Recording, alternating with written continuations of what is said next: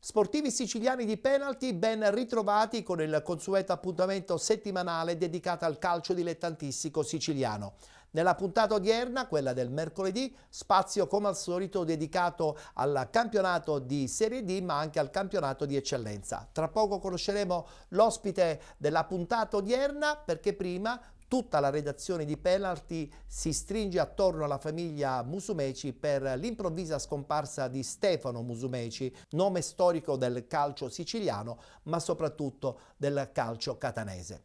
Detto questo, presentiamo l'ospite di questa puntata odierna, mister Pierpaolo Alderisi. So che sei impegnato a 360 gradi con la rappresentativa regionale che partirà a fine marzo per il tanto atteso torneo delle regioni. Com'è la situazione con i giovani siciliani? Stiamo cercando di assemblare un buon gruppo, abbiamo visto tantissime partite, tantissimi ragazzi, cerchiamo ovviamente di comporre una squadra che sia competitiva, che possa ben figurare, superando un po' le difficoltà che ci sono, perché come tu ben sai in queste categorie gli under vengono impiegati Col contagocce. col contagocce e sugli esterni. Del resto cerchiamo anche calciatori che siano abituati a un'intensità di gioco che si avvicina a quella dei grandi, quindi gioco forza, il focus attentivo è lì. Tenendo presente che tu sei il coordinatore tecnico di tutte le rappresentative del calcio siciliano. Sì, il presidente Morgana mi ha investito di questo incarico che mi rende felice e orgoglioso, insieme agli altri tecnici che sono Di Salvo alla 15, Francesco Mangano alla 17 e Antonio Giammanco per la femminile. Stiamo cercando di lavorare appunto in maniera coordinata per formare le rappresentative di quest'anno. Sperando magari di mettere in mostra qualche elemento che possa valorizzare in sé per sé tutto il movimento siciliano. È chiaro, insomma, l'obiettivo poi alla fine è quello, no? Quello di aiutare il movimento giovanile di calcio a tirare fuori qualche buon atleta che possa fare un percorso magari diverso rispetto a quello dei dilettanti. Tenendo presente che voi non potete prendere praticamente nessun giocatore dal campionato di Serie D, devi per forza cercare elementi interessanti tra il campionato di eccellenza e probabilmente anche nel campionato di promozione. Sì, assolutamente, eccellenza e promozione sono i due campionati di riferimento e anche, insomma, stiamo monitorando anche il campionato Under 19 per riuscire a capire se ci sono elementi che possono stare nel gruppo. Un campionato Under 19 un po' particolare, potrebbe essere secondo me ristrutturato un po' tutto il movimento, non so se sei d'accordo. Sì, probabilmente il basso numero di partite e anche il fatto che magari nella fase iniziale soprattutto non siano tutte partite di grande, diciamo, intensità, lo rende un campionato, soprattutto nella prima fase, diciamo, non molto apprezzabile da questo punto di vista. Poi nella seconda fase, dalle finali in poi, insomma, le migliori 8 squadre, 10 squadre, insomma, si confrontano e lì ho potuto vedere anche l'anno scorso perché sono andato a vedere le fasi finali, elementi interessanti e partite veramente combattute e belle. Non potrei prendere nessun giocatore dal campionato di Serie D, ma è un campionato che comunque stai seguendo. Come ogni anno, insomma, sono sempre campionati belli e interessanti e per l'attività che svolgo è giusto seguirli con attenzione. Che campionato è quello di quest'anno? Un girone I certamente molto impegnativo, quest'anno non c'è soltanto una squadra, lo scorso anno sappiamo benissimo che campionato ha svolto il Catania, quest'anno sono almeno 3 le squadre che si stanno battagliando, devo dire, con grande qualità tecnica. Assolutamente, diciamo in prima linea ci sono sicuramente per denari investiti e per diciamo, progetto tecnico in piedi Trapani e Siracusa, però La Vibonese secondo Non me è una scherza. squadra che non mollerà fino alla fine, ben attrezzata anch'essa e ben guidata da Boucher, che è un allenatore fino all'anno scorso era alla primavera dell'Empoli, insomma un allenatore che ho avuto modo di conoscere e vedere lavorare, devo dire, insomma, La così Sicilia come comunque si sta comportando bene. sì, sì, Le diciamo che in squadre questo siciliane non stanno momento, soffrendo in- come gli altri anni. assolutamente, in questo momento diciamo tra le altre mi viene in mente subito il Ragusa che sta facendo un ottimo campionato dopo la Licata. promozione 2 anni fa, e Licata che si conferma diciamo una validissima rappresentante in questo campionato, quindi si sta facendo bene, si lavora bene quando ci può essere un po' di continuità, insomma è un progetto tecnico, poi ovviamente i risultati si vedono. Allora a questo punto partiamo subito con il campionato di Serie D, guardando anche chiaramente la schermata dei risultati e la classifica.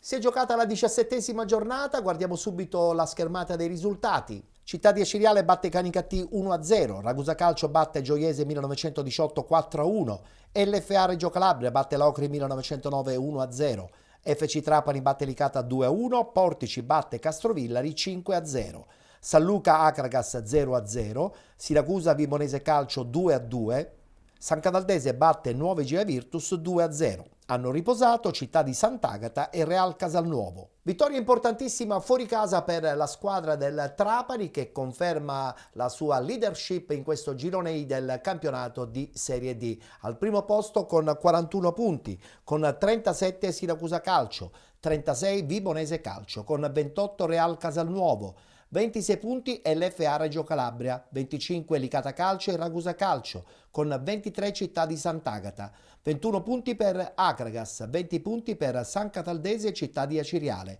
18 punti il Canicattì, con 17 Nuovi Gia Virtus, 14 punti Portici e Locri 1909, 7 punti il San Luca, chiudono la classifica Gioiese 1918 e Castrovillari con 4 punti. Domenica prossima, penultimo turno del girone di andata, eccola qua la schermata degli incontri. Acragas Siracusa Calcio, Castrovillari Licata Calcio, FC Trapani Gioiese 1918, Locri 1909 Città di Aciriale, Ragusa Calcio Città di Sant'Agata, Real Casalnuovo San Luca, San Cataldese LFA Reggio Calabria, Vibonese Calcio Portici. Riposeranno Nuove Gia Virtus e Canicattì.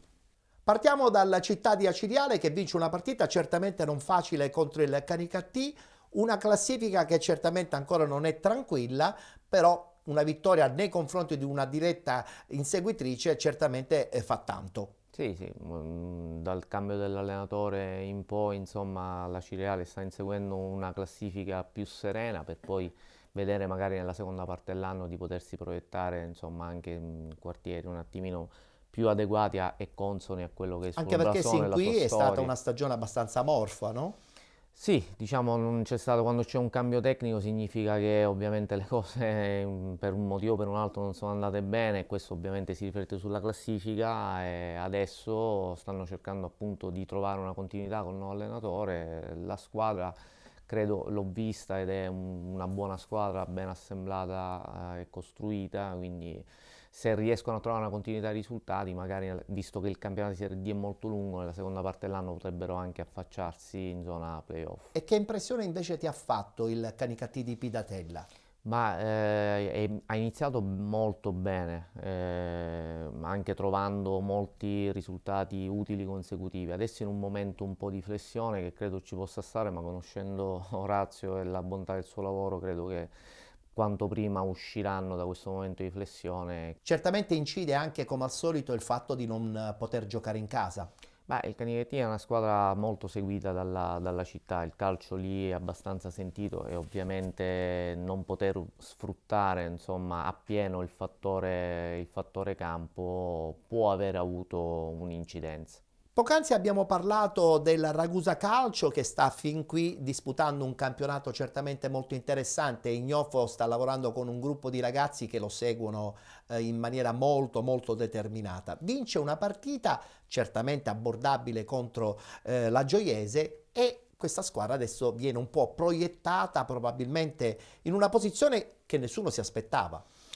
Sì, diciamo è il secondo anno consecutivo di permanenza nella categoria, stanno facendo bene, l'allenatore, come dicevi tu, che ha una grande, diciamo, esperienza e dà anche una grande impronta a livello soprattutto mentale alle proprie squadre, insomma, è riuscito a farsi seguire dal gruppo dei calciatori e questo si riflette nei risultati che stanno facendo anche con un'ottima continuità.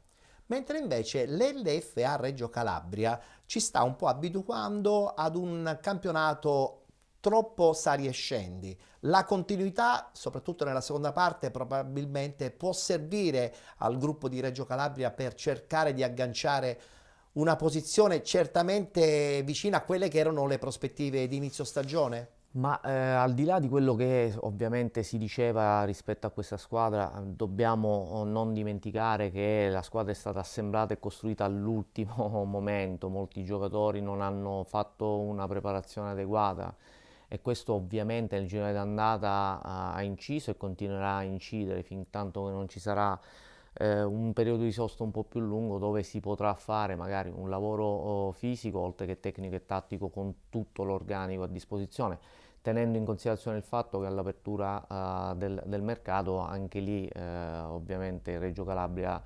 sarà protagonista di diverse operazioni, Però è credo, anche vero che in recuperare entrata. tutti questi punti nei confronti delle tre di testa. Era molto difficile perché il campionato di Serie D non ti aspetta, è un campionato veramente complesso e complicato, soprattutto se devi fare corsa per i primi posti, quindi era per me, dal mio punto di vista, prevedibile che facesse un po' di fatica in più rispetto alle altre dirette concorrenti.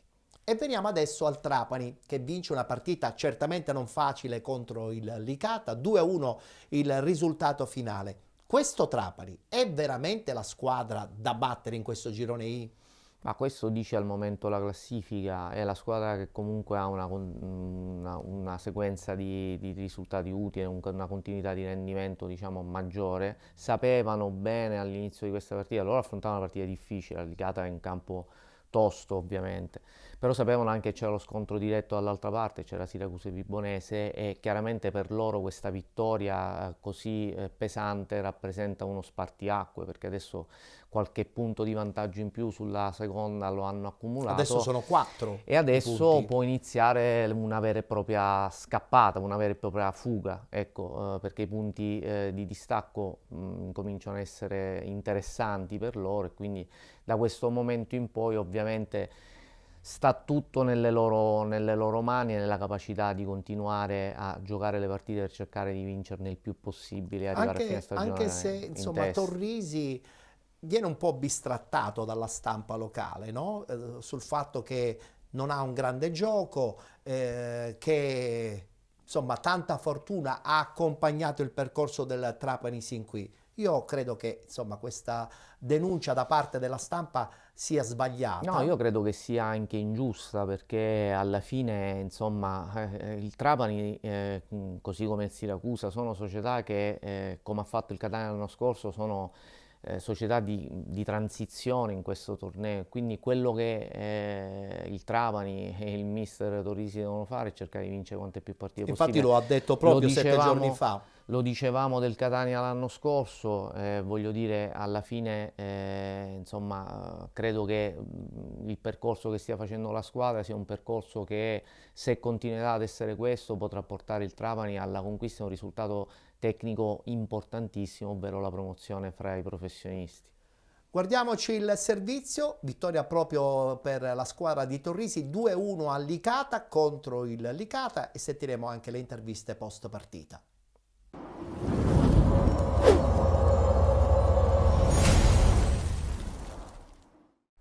Match d'alta classifica al Saraceno di Ravanusa tra il Licata, quinto in classifica, il Trapani capolista al momento, solitaria. Padroni di casa reduce alla sconfitta rimediata all'Aldo Campo di Ragusa per 2-1 che vorranno certamente rialzare la testa. Uomini di Alfio Torrisi ancora imbattuti alla 17ª giornata del campionato di Serie D. Unici scivoloni complici della distanza minima dal secondo posto sono i pareggi con Acireale e Siracusa, seconda della classe a -2. Al settimo di gioco, primo squillo del Trapani con Kragel che sterza calcia sotto le gambe di Rotulo, facile parata da parte di Valenti, prova ad accendersi subito il numero 69 di mister Torrisi, Mancino, che risulta centrale. Immediata risposta all'Icatese con il lancio profondo di Valenti a premiare la corsa di Minacori, punta l'avversario Minacori, lo ubriaca di finte Minacori, sterza sul mancino, palla al centro, poi a quadro favorisce l'intervento da parte di Uikai.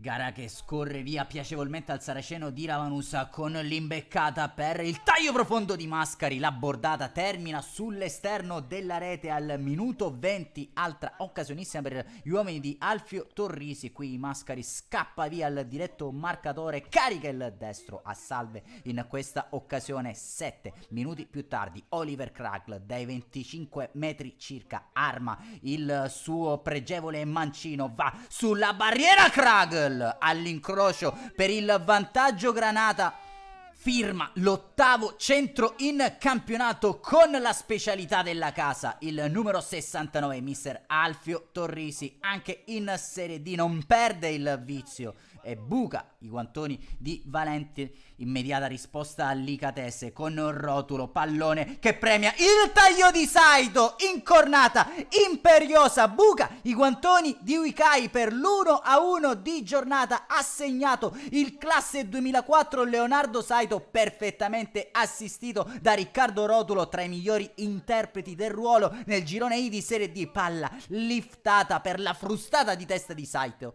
non esente da colpe nell'occasione. L'estremo difensore Granata va così in archivio la prima frazione di gioco sul parziale di 1-1 dopo 4 giri di lancette. Corner per il Trapani, Sabatino va con la frustata di testa, spacca la traversa il capitano Granata. Perfetto terzo tempo dell'ex ACR Messina, che prende il tempo al diretto marcatore. Solo la sfortuna impedisce di scrivere il proprio cognome nel tabellino dei marcatori.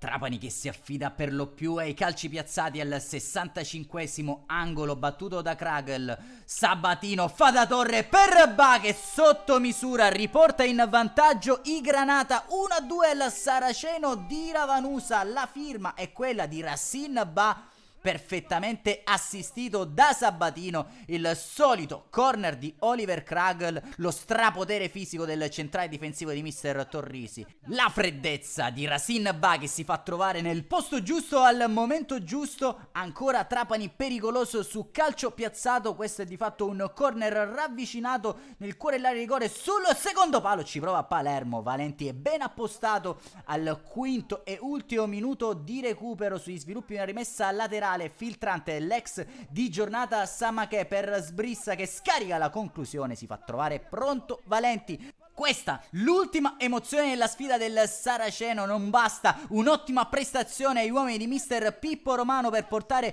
via punti e il Trapani a espugnare il Saraceno di Ravanusa, allungare in vetta alla classifica a +4. Un saluto allora amici appassionati, appuntamento come al solito alla prossima.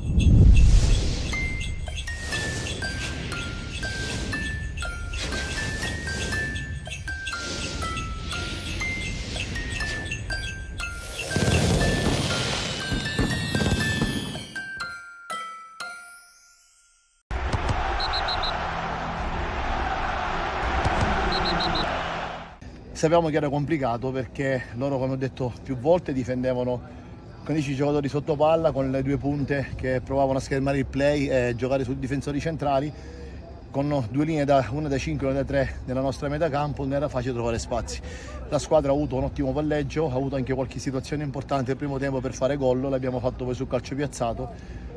Peccato per il gol subito, perché un colpo di sole non ha fatto vedere la palla a Enis fino a quel momento mai chiamato in causa, se no su retropassaggio nostro, fortunoso in aria.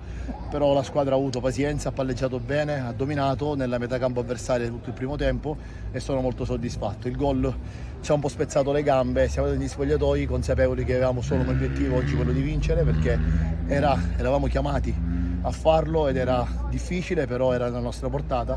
L'abbiamo fatto, penso, con un buon secondo tempo. Faccio i complimenti per la prestazione, per la mole di gioco che abbiamo creato.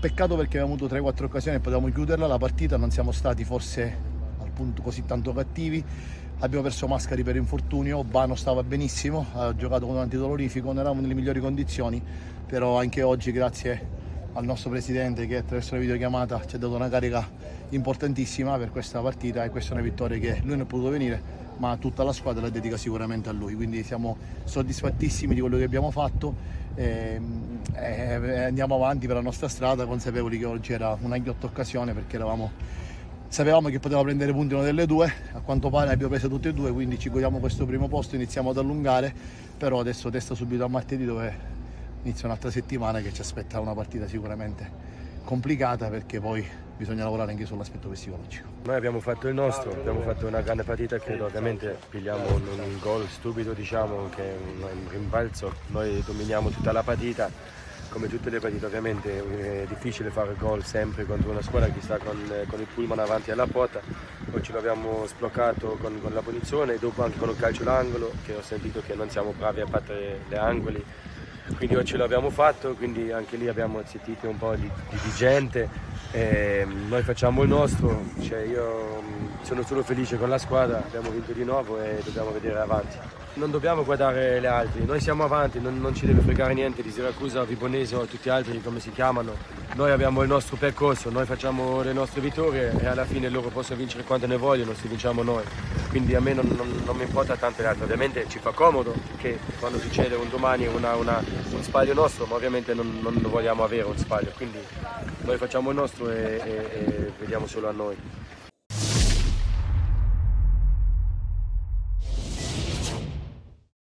Ennesima sconfitta del Castrovillari, 5-0 in casa del Portici. Ci sorprende questo Castrovillari che non è riuscito quest'anno, insomma, a mentalizzarsi in questo campionato, in questa stagione. Evidentemente, insomma, anche qui i risultati riflettono un po' quello che possono essere difficoltà anche a livello dirigenziale, organizzativo, economico, quindi ci può stare un'annata del genere e poi quando parti male è difficile Recuperare riuscire, sempre più difficile. sempre per il vecchio concetto che la Serie D non aspetta nessuno. E soprattutto non perdona i progetti poi sbagliati ad inizio stagione. Se di progetto in questo caso si può parlare. Il progetto invece di Agrigento è quello di stabilizzarsi in categoria e pareggia domenica contro il San Luca. Che partita doveva fare secondo te l'Akragas in casa del San Luca? Cercare di vincere per allungare ancora in classifica oppure accontentarsi anche di un pareggio in un campo che secondo me può diventare nel corso delle prossime settimane molto difficile? No, onestamente non ho visto la partita, però le trasferte in Serie D sono tutte insidiose e complicate. Nel computo di quello che è l'obiettivo che l'Akragas vuole raggiungere, insomma, stiamo parlando pur sempre di un pareggio esterno e quindi voglio dire, il cammino per la salvezza e l'obiettivo da raggiungere restano assolutamente in piedi. Obiettivo tra l'altro dichiarato dalla stessa società, quello di una permanenza in Serie D. Forse con un leggero ritardo, dichiarato forse con un leggero ritardo, però poi hanno fatto bene, insomma, a mettere i puntini sulle i. Io credo che è giusto, insomma, che una squadra che comunque, anche se l'Akragas è una squadra di grande blasone, di grandissima storia, insomma, viene da un campionato vinto in eccellenza e quindi da una promozione all'eccellenza, è giusto che si attesti nella categoria prima di provare il salto definitivo magari fra i professionisti. Quest'anno c'erano squadre che, come il Siracusa, il Trapani, la Vibonese stessa, infatti la classifica lo dimostra, che comunque erano ben attrezzate, fare una lotta su altre 3 pretendenti con quelle che hanno quella forza economica, oltre che quel blasone storico, sarebbe stato, credo, proibitivo, quindi alla fine la scelta è giusta. E parliamo adesso del big match che si è giocato domenica a Siracusa. Un altro big match, il Siracusa praticamente ha giocato gli scontri al vertice tutti in casa. Al ritorno, insomma, bisogna tenere presente che bisogna farli tutti in trasferta. Intanto ha pareggiato 2-2, una partita certamente non facile contro la Vibonese. La Vibonese è come ti dicevo inizialmente, è una bella squadra, ben allenata, così come del resto lo è anche il Siracusa.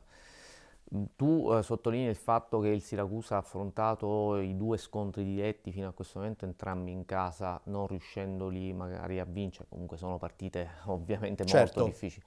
Io sottolineo il fatto che la Vibonese ha giocato i suoi 2 scontri diretti, entrambi fuori casa, quindi il ritorno, magari centrando 2 vittorie, non si può sapere mai Può succedere di tutto, cosa certo. succede, ecco. Beh, vedremo come andrà a finire.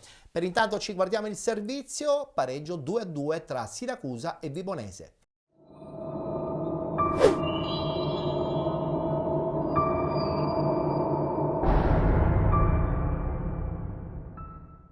Entrano le squadre in campo in questo istante, parte l'inno del Siracusa azzurro e i calciatori sono, come ormai capita tutte le domeniche, accompagnati da tantissimi bambini. Una bella iniziativa quella del Siracusa, che sta sempre più radicandosi nel territorio e ha ormai acquisito piena fiducia da parte di tutta la società civile. Si parte, inizia Siracusa-Vibonese, match valido per la 17ª giornata del campionato di Serie D. Zampa, il controllo di Zampa, ci prova Zampa, palo!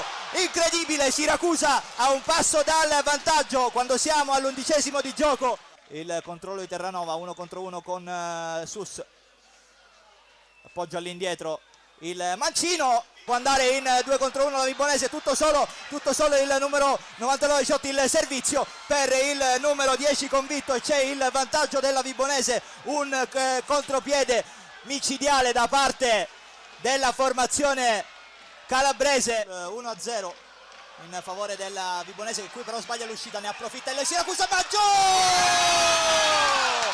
Boom boom, Mimmo Maggio, numero 12 in campionato, il gol di Mimmo Maggio, la pareggia il Siracusa ed è giusto così. Alma il disimpegno, il colpo di tacco di Benassi, ancora Gozzo sbaglia nuovamente ed è calcio di rigore per la Vibonese. Dal dischetto il numero 9 Tandera contro Lamberti, parte Tandera, pallone da una parte, portiere dall'altra, e Vibonese che torna in vantaggio 2-1. Sono in 3 contro 1 per fortuna del Siracusa, sbaglia, c'è il prolungamento di testa, Forchignone che può controllare, rientra poi sul destro, Alma può calciare, Alma! E si muove qualcosa anche sulla panchina mentre batte subito il Siracusa, ci prova Zampa! La zampata di Enrico Zampa e pareggia subito il Siracusa. 55° minuto di gioco, Siracusa 2, Vibonese 2. Alma può andare in 1 contro 1, rientra sul sinistro Alma, la classica giocata di Alma, cala il sipario al Nicola De Simone. Siracusa 2, Vibonese 2, una partita dai 1000 risvolti, con la squadra calabrese 2 volte avanti nel primo tempo, la reazione del Siracusa nella ripresa con il pareggio in superiorità numerica che poi però non è stata sfruttata dalla formazione di Gaspare Cacciola, che dunque si ferma per la seconda volta consecutiva in casa. Dopo il pari col Trapani arriva il pari anche con la Vibonese.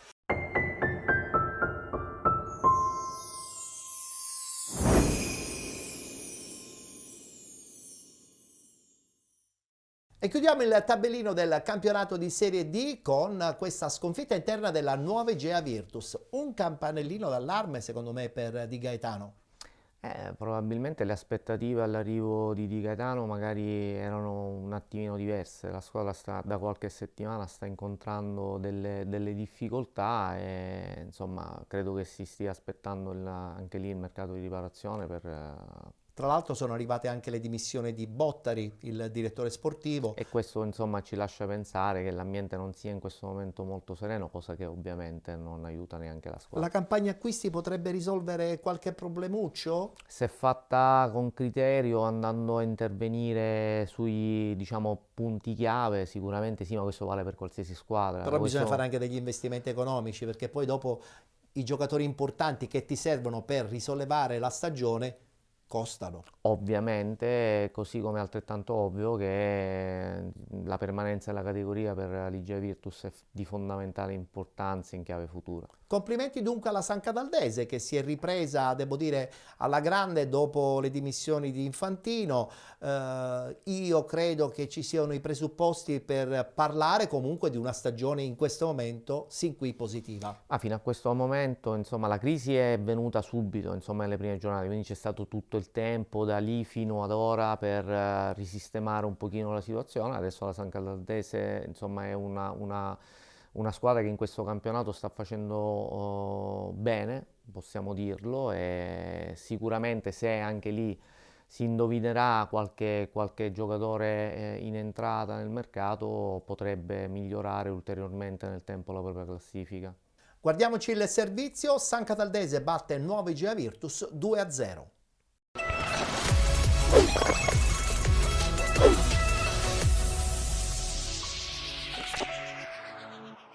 Giallorossi che si ritrovano con un vantaggio di 3 soli punti sulla zona play-out. Igea che dopo 6 minuti lamenta un calcio di rigore per un presunto mano in aria, ma il signor Spinelli lascia giocare. Al 23esimo, la prima vera importante occasione della gara, capita alla San Cataldese con la botta di Zerbo che costringe la rosa agli straordinari. L'estremo giallorosso deve intervenire anche pochi minuti dopo, fermando il tentativo di Varela. 60 secondi più tardi, altro infortunio per l'Igea Virtus che perde il proprio capitano Giovanni Biondo, sostituito da Nisticò, ma al 35esimo l'Igea sfiora il vantaggio con Della Guardia che da corner trova la risposta distinto di Lacagnina. Nel finale però la San Cataldese torna a spingere provandoci prima con Zerbo, il cui mancino è murato da Di Cristina, e subito dopo con Correnti che servito da Zerbo mette in rete, ma il fischietto di Cuneo su indicazione del secondo assistente ferma tutto per fuorigioco. Nella ripresa, dopo un calcio piazzato di Calafiore bloccato senza patemi dalla Cagnina, la San Cataldese sblocca il match al minuto 72 quando Varela col destro gira alle spalle di La Rosa il pallone che di fatto spiana ai suoi la strada verso la vittoria, mentre per l'attaccante argentino si tratta della prima rete in maglia verde amaranto. Nell'occasione proteste dell'Igea per un possibile fuorigioco di Varela, ma la posizione sembra regolare in quanto Ordognez in alto a sinistra tiene tutti in gioco. Spinge la squadra di Accursio Sclafani che per altre 2 volte sfiora il gol del raddoppio, prima con Durmusch il cui sinistro si perde fuori per centimetri e subito dopo con Mazza che da posizione vantaggiosa non centra lo specchio della porta. Bersaglio che al minuto 82 trova però lo stesso Mazza, lesto a spingere in rete da pochi passi l'invito di Varela, facendo così Igea Virtus 0, San Cataldese 2, e per il classe 2004 verde amaranto si tratta della quinta rete in campionato. Nel finale l'Igea Virtus tenta comunque il forcing disperato, ma le iniziative operate dai giallorossi non sortiscono l'effetto sperato. L'Igea Virtus rimane ferma in classifica a quota 17 punti al 12° posto con un +3 sulla zona play-out, mentre la San Cataldese, che torna a vincere fuori casa a distanza di 2 mesi, sale a quota 20 punti al 10° posto e si porta a +6 sulla zona play-out.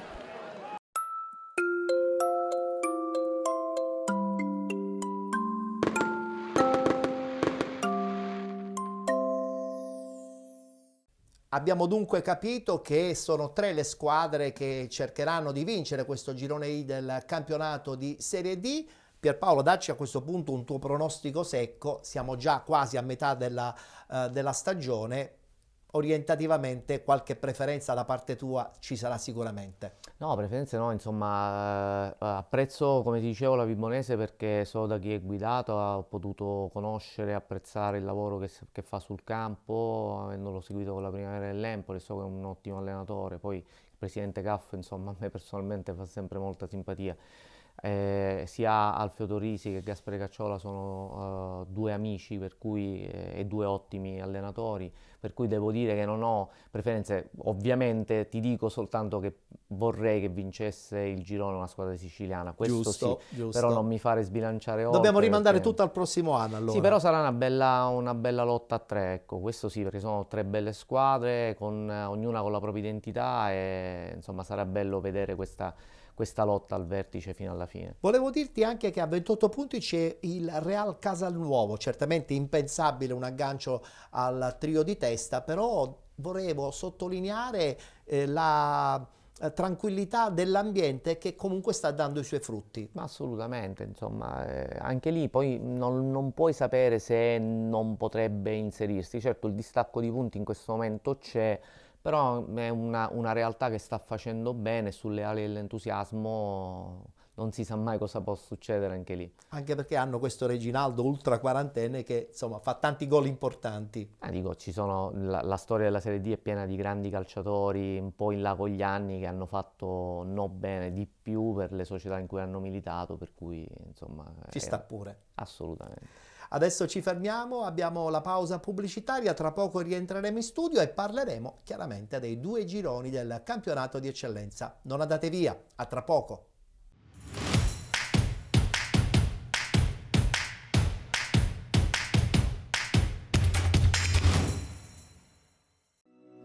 Benvenuti da Giada Immobiliare. La professionalità come punto di partenza. La qualità dei servizi come riferimento essenziale. Tutto questo è Giada Immobiliare di Giuseppe D'Antone. Servizi di compra-vendita ed affitti. Supporto per concessioni mutui e consulenza finanziaria. Ed inoltre assistenza partecipazione ad aste giudiziarie e consulenza tecnico-legale. Giada Immobiliare, via Etnea 734, Catania. Info 095 6174 981 oppure 095 6174 973. Visita il sito con le nostre proposte www.giadaimmobiliare.it. Giada Immobiliare, insieme a te per comprare e vendere. La tecnologia e la competenza al vostro servizio. Energy Clima, Technology for Life. Il riscaldamento ed il condizionamento non sono più un problema.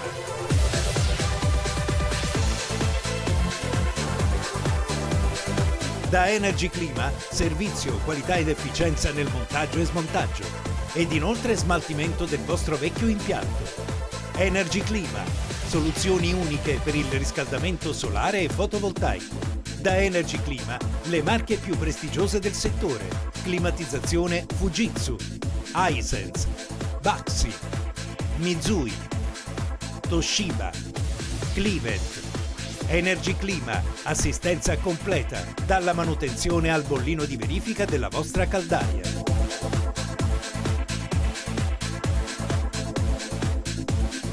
Pagamenti con rateizzazione agevolata ed inoltre detrazione fiscale tramite pratica Enea. Energy Clima. Visitate il nostro punto vendita a San Giovanni La Punta in via Montello 7/A. Infoline 095 80 37 031. Energy Clima. Technology for Life.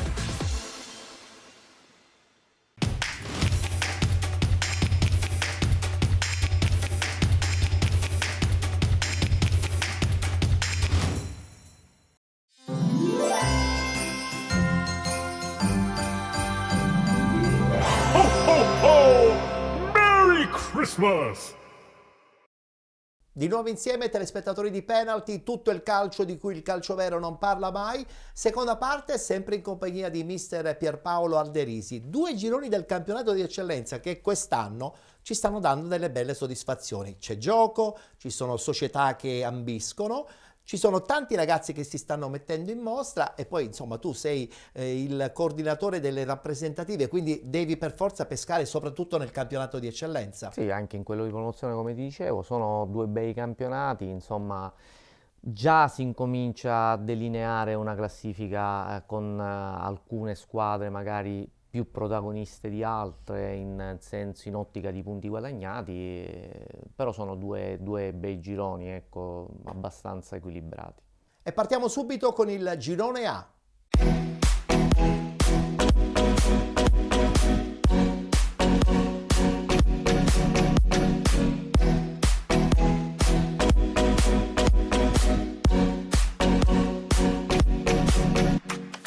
Penultima giornata di andata, 14ª per l'esattezza. Guardiamo subito il tabellino dei risultati di domenica. Athletic Club Palermo batte Super Giovane Castelbuono 2-0, Castellammare batte Folgore Castelvetrano 1-0, Pro Favara Unitas Sciacca 1-0, Don Carlo Misilmeri batte Aspra 6-0, Fulgatore batte Accademia Trapani 2-1, Geraci batte Casteldaccia 5-0, Mazzara 46 batte Oratorio San Ciro e San Giorgio 2-1 ed infine Nissa FC batte Mazzara 5-0.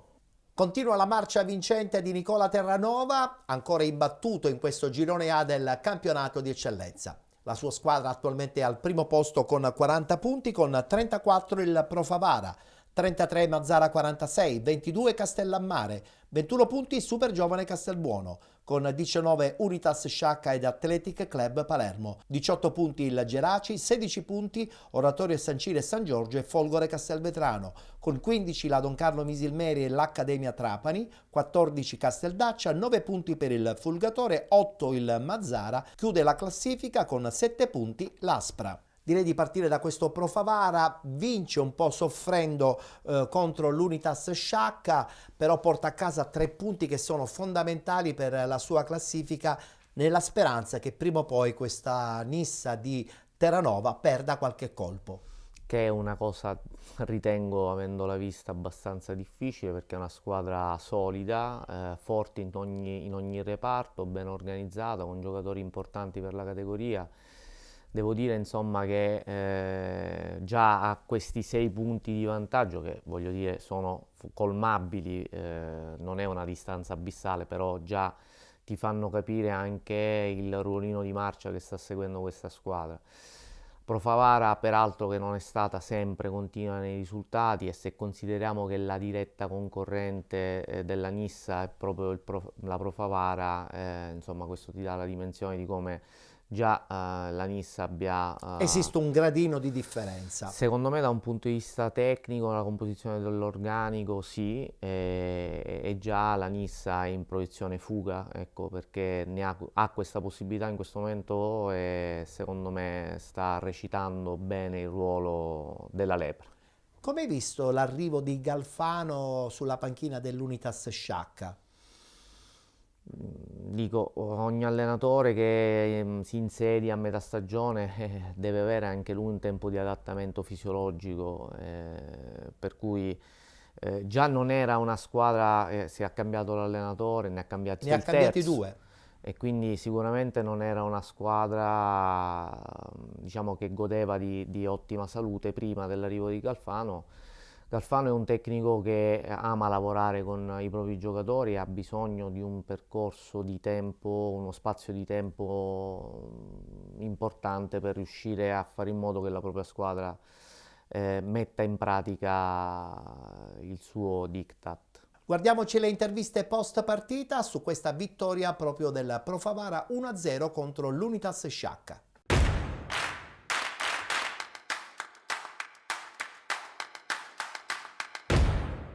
Sapevamo che era una partita difficile, una partita complicata, anche perché lo Sciacca è stato costruito anche per fare bene in questo campionato. È anche vero che ha cambiato già 2 allenatori, è arrivato oggi un nuovo allenatore e secondo me i ragazzi avevano anche stimoli diversi, però c'è da dire che pronto e via abbiamo avuto 3 situazioni importanti dove potevamo fare gol e sbloccare la partita e non l'abbiamo fatto. Poi abbiamo rischiato su 2 o 3 ripartenze che abbiamo rischiato anche di subire gol, però devo dire che la squadra oggi è stata molto caparbia, aveva tanta voglia di portare a casa questa vittoria, e dopo aver sbloccato la partita credo che nell'arco dei 90 minuti abbiamo gestito abbastanza bene anche la seconda parte della gara, perché credo che abbiamo rischiato poco e niente. La Nissa sta facendo un campionato strepitoso, merita di stare lì prima in classifica. Noi abbiamo avuto 2 incidenti di percorso, però non molleremo perché ancora mancano 16 partite, c'è tutto il giro al ritorno e sappiamo che il giro al ritorno è un campionato diverso, quindi ci stiamo preparando anche per questo. Poi dobbiamo essere bravi e pronti a sperare che magari qualche sbaglio della Nissa e essere lì vicini. Sinceramente contro una squadra credo più forte del campionato insieme alla Nissa, che si giocherà nel campionato, la squadra ha fatto una grandissima prestazione, quindi in una settimana non era facile. Onestamente loro sono andati al di là di quello che pensavo, quindi gli avevo detto che avevo scelto questa squadra per la qualità che hanno e mi hanno dimostrato che non avevo torto. Grande prestazione, dispiace soltanto per il risultato, perché se poi andiamo a vedere la partita, loro il primo quarto d'ora siamo stati ingenui, abbiamo perso 2 o 3 palle in uscita dove loro potevano far gol, ma noi abbiamo fatto 20 minuti dove veramente potevamo far gol, abbiamo avuto anche noi 2 o 3 situazioni importanti, quindi partita bellissima nel primo tempo. Poi nel secondo col gol anche se l'ho visto, già, mi avevano detto che era fuori gioco netto, un tiro sbagliato, ma è fuori gioco netto. Dispiace perdere in questa maniera. Secondo tempo la partita sicuramente si era messa bene per loro, anche per le caratteristiche che hanno dei giocatori in attacco che fanno la differenza, mi riferisco a Lucarelli, alla Piana, a Figarotta. Era facile perdere la testa e concedergli molto, invece non gli abbiamo mai concesso niente, siamo sempre ripartiti, potevamo anche pareggiarla, però il calcio è questo, dai. Rimanere in partita fino alla fine con questa squadra e creare i presupposti per far gol è stato importante. La squadra è rimasta in campo ben messa, con carattere, con personalità, se l'è giocata fino alla fine, quindi sono contento per la prestazione, mi dispiace per i ragazzi perché onestamente meritavano sicuramente qualcosa in più. Speravo in questo debutto, comunque è stato bello perché abbiamo vinto 1-0, non abbiamo subito gol, abbiamo tenuto il passo della Nissa e ora dobbiamo provare a tenerlo fino alla fine e cercare di rosicchiargli qualche punticino durante il girone di ritorno. È stata una bella partita, una partita maschia, non ci siamo risparmiati né noi né loro, alla fine abbiamo vinto noi grazie al gol di Noto.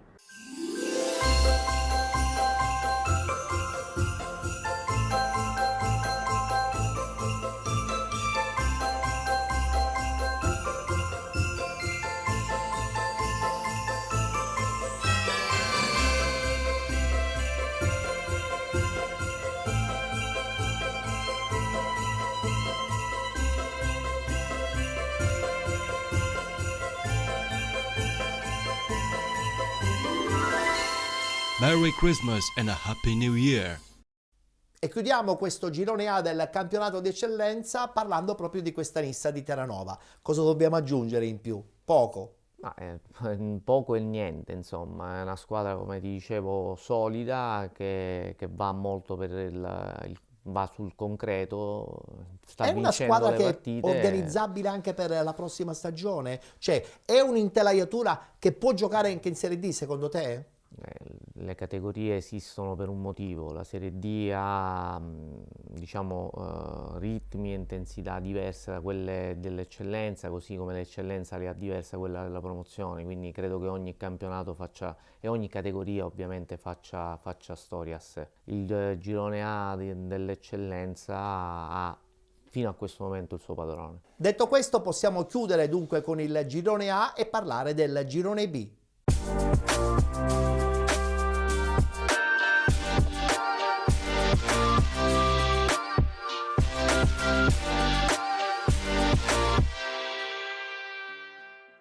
Anche qui 14ª giornata, subito i risultati. Messana 1966 batte Mister Bianco 2011 4-2, Nebros batte Santa Croce 5-0, Città di Gela batte Leonfortese 2-0, Enna Calcio batte Imesi Atletico Catania 94 6-0, Leonzio 1909 Paternò Calcio 0-0, 0-0 anche tra Mazzarone Calcio e Real Siracusa Belvedere, Modica Calcio batte Ionica FC 2-1, Milazzo batte Rocca Acquedolcese 2-1. Il contemporaneo pareggio del Paternò ha permesso alla squadra di Campanella di volare solitaria in vetta in questo girone B del campionato di eccellenza. Eccola qua la classifica: Enna Calcio 32 punti, con 31 Paternò Calcio, 29 Modica Calcio, con 25 Città di Gela, 22 il Milazzo, con 21 la Nebros, 20 punti Leonzio 1909 e Real Siracusa Belvedere, 19 Mazzarone Calcio, con 15 Ionica FC e Mister Bianco 2011. 12 punti Leonfortese, Santa Croce e Rocca Acquedolcese. Chiudono la classifica Imesi Atletico Catania 94 e Messana 1966 con 10 punti. Pareggio 0-0 contro la Leonzio, un Paternò che adesso deve inseguire questa squadra di Campanella. Sì, dico, è un trittico in testa, mi pare ho 2 o 3 punti, adesso non ricordo. Modica 32 l'Enna, 31 il Paternò e 29 il Modica. Sia l'Enna che il Paternò che il Modica sono 3 squadre attrezzate per il salto della categoria e si daranno battaglia fino alla fine. Le altre 3, ovvero Gela, Nebros e non ricordo chi il Milazzo, hanno secondo me qualcosina in meno, sebbene stiano facendo un grande campionato anche loro, ma sono queste 3 le squadre che si alterneranno in vetta alla classifica continuamente e poi secondo me la differenza verrà fatta negli scontri diretti. In questi casi e con questo tipo di classifiche qui è quasi sono sempre quelli così. determinanti, certo. Assolutamente. Sentiamoci l'intervista post partita proprio all'allenatore del Paterno Calcio, Filippo Raciti.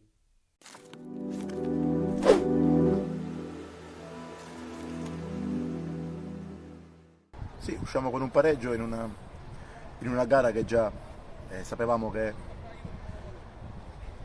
era difficile da affrontare, voi non voi, comunque la Leonzio aveva già fermato entrambe le squadre che all'epoca stavano in testa, Enna e Modica, quindi voleva far bella figura anche oggi, però credo che tra giocare e portare l'altra squadra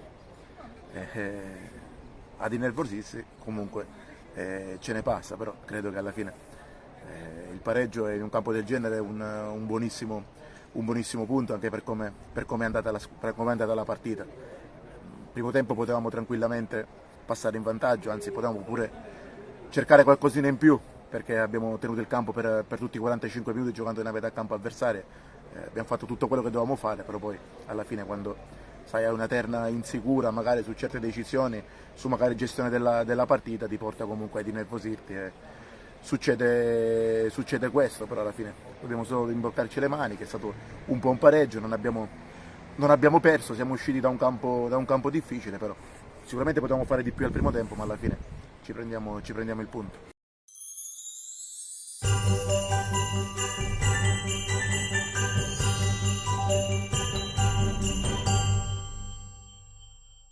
E parliamo adesso di questo Modica. Come hai ben detto tu, Pierpaolo, questo Modica certamente con l'arrivo di Strano ha riconquistato posizioni, convinzione, determinazione e anche lui, insomma, tenterà di vincerlo questo girone B. Ma dico, si è insediato al posto di Betta in una situazione di classifica dove ancora ovviamente può dire la sua. Il mister Strano ovviamente lo conosciamo tutti, dà un'impronta caratteriale forte alle proprie squadre, si è insediato in una situazione di classifica che comunque al di là di qualche risultato che ultimamente non è arrivato era comunque florida, quindi sarà lì a lottare il Modica così come l'Enna, così come il Paternò fino alla fine del campionato. Sono tre squadre ben attrezzate che si daranno battaglia fino alla fine. La nuova regola federale permette agli allenatori di cambiare squadra entro il 30 novembre. La cosa strana è successa giustamente anche a Strano. Voglio sentire un po' il tuo parere. Ma se la regola è questa, insomma, e si fa tutto secondo regola, insomma, c'è poco da dire da un punto di vista proprio normativo. È ovvio che sono situazioni dove si genera possibilmente un po' di confusione, però insomma se tutto viene fatto secondo regolamenti federali. Anche perché nel campionato di eccellenza ci sono stati proprio moltissimi cambi nel giro di qualche settimana di sì, squadre strano, e diciamo, di allenatori. Sì, è strano a vedersi una situazione del genere, però insomma ti ripeto, se la norma è questa e viene È rispettata. condivisibile nel momento in cui questo già accadeva con i calciatori. Ma no? dico, questa norma nasce da una battaglia che ha fatto l'associazione allenatori, perché tante volte gli esoneri arrivavano diciamo in maniera immotivata o per motivazioni economiche o semplicemente per altre dare la possibilità agli allenatori di trovare nuove squadre non c'entravano niente, quindi erano magari esoneri non giustificati da questo punto di vista, quindi gli allenatori si ritrovavano a novembre senza poter ritesserarsi con nessun'altra per tutta squadra, la stagione, e non credo fosse giusto. Detto questo, è chiaro che l'aspetto insomma della fattibilità normativa della cosa mette nelle condizioni sia la società che gli allenatori di fare ciò che ritengono più opportuno. Non è bellissimo da vedere che un allenatore si alterni alla guida di 2 o 3 squadre sì, nell'arco di qualche settimana, però voglio dire, questo non ha responsabili oggettivi, sono cose che possono capitare una volta che la norma è questa. Chiaro. Abbiamo dunque concluso anche il tabellino del girone B del campionato di eccellenza. Per chiudere sempre in riferimento a questo girone, pronostico secco? Non mi fa fare i pronostici, dico, Ti metto sempre in difficoltà. No, ma anche perché non li azzecco mai i pronostici quando li bene. faccio, per questo non gioco mai. Dico o vince il Paternò, o vince il Modico, o vince l'Enna, insomma sono tutte e tre squadre costruite per il salto di categoria. L'altra squadra potrebbe giocarsi il tutto poi nei playoff. È chiaro, e lì sarà anche bello andare a vedere, è difficilissimo fare un pronostico, perché sono tre squadre che secondo me, al di là dei pochi punti di distacco in classifica, sono tre squadre di grande valore. Bene. Allora a questo punto, per chiudere, ritorniamo a parlare di Pierpaolo Alderisi, ritorniamo a parlare di questa rappresentativa che tu gestisci in prima persona, parliamo dell'Under 19, però sei anche coordinatore di tutte le altre rappresentative. Abbiamo detto che il movimento è in crescendo, ma a riguardo la tua selezione, cosa di interessante hai trovato? Abbiamo trovato ragazzi che si affacciano, parlo dei 2005, anche diversi 2006 che già giocano in qualche prima squadra fra eccellenza e promozione, si affacciano come primi anni, no, al calcio degli adulti, e acquisiscono ovviamente quell'intensità di gioco e anche quella malizia, no, che fa parte un po' del calcio dei L'ideale sarebbe grandi. che soprattutto il 2005 giocasse titolare, possibilmente in eccellenza, più che in promozione. Io credo che al di là, ma questo lo dico lo sostengo da anni, in queste categorie, per quello che è il mio modestissimo parere e opinabilissimo parere, io credo che al di là delle 2 o 3 squadre che ogni anno in ogni girone o di eccellenza o di promozione si giocano l'accesso appunto alla categoria superiore, io credo che le altre debbano lavorare sostanzialmente con i giovani, anche perché diciamo i costi di quella che è una squadra fatta da over, visti i tempi che corrono, non sono più facilmente sostenibili. Tra l'altro costringendo molte società ad acquistare under, magari possibilmente da squadre professionistiche, con prezzi totalmente diversi rispetto a quelli che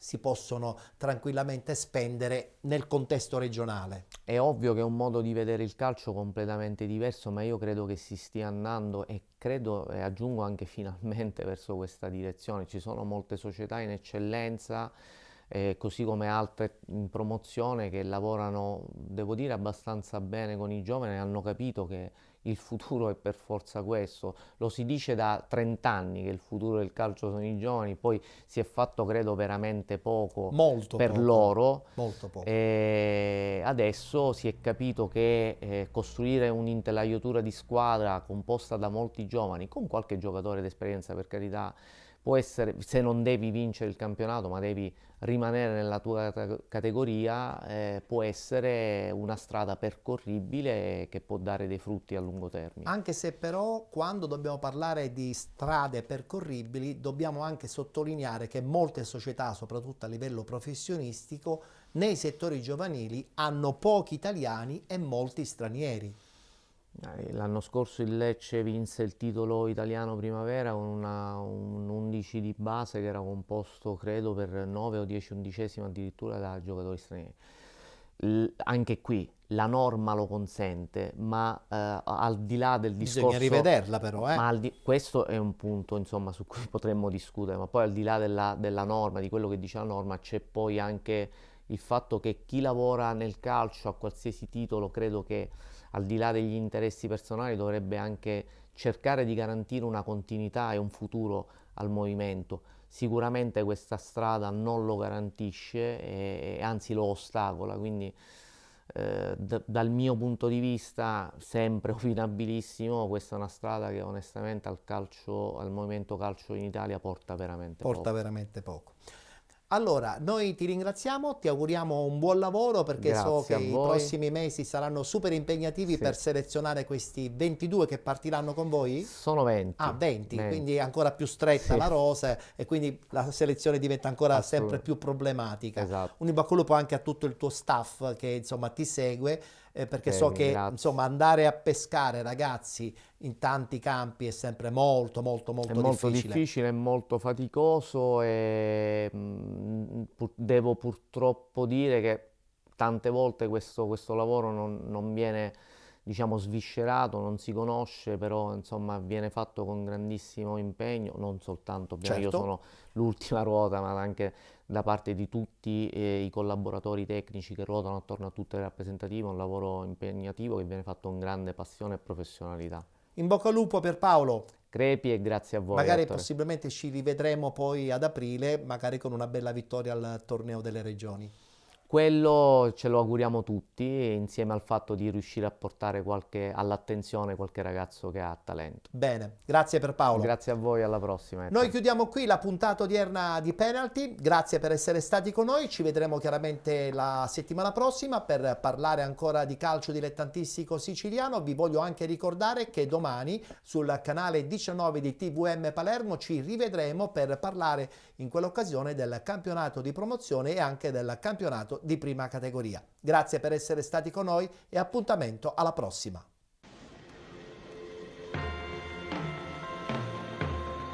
It's Christmas time. There's no need to be afraid. At Christmas time, we let in light and we banish shade. And in our world of plenty